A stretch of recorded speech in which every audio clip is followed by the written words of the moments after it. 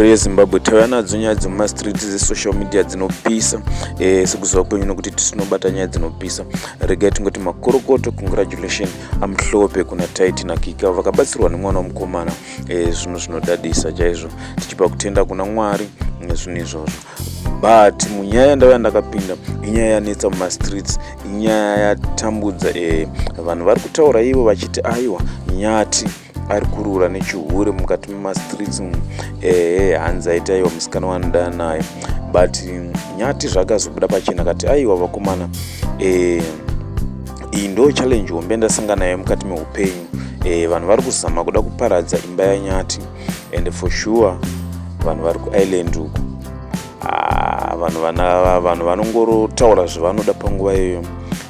Vanhu vanotaura zvinhu zvisina chokwadi kana umbo sekutaura kwavo, asi mukati mekunge vachinge vataura nyaya iyoyi, Machaka ZW iyewo ane kutaura kwaaita pamusoro penyaya yaNyati, achitsinhira kuti aiwa Nyati aiwa munhu ari kunzi ari kudana naye haana kumbobvira danana naye, nekuti atori munhu waanozivana naye, waanotogara naye, ende anotori nemunhu waanotodana naye, waanotoziva izvo zvekuti Nyati ari kurura nechihure.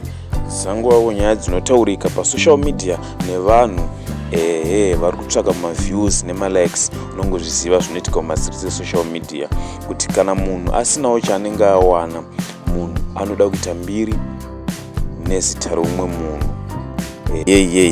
Vakadzi vakagumbuka, Zimbabwe yese yakagumbuka mushure mekunge yanzwa kuti Nyati ari kurura nechihure vakomana.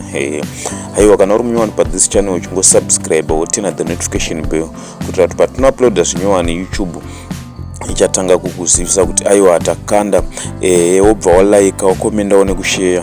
Izvozvo zvinotibatsira kuti YouTube inge ichipushawo vhidhiyo redu tisi tine nyaya dzinopisa pano paGift Diary TV.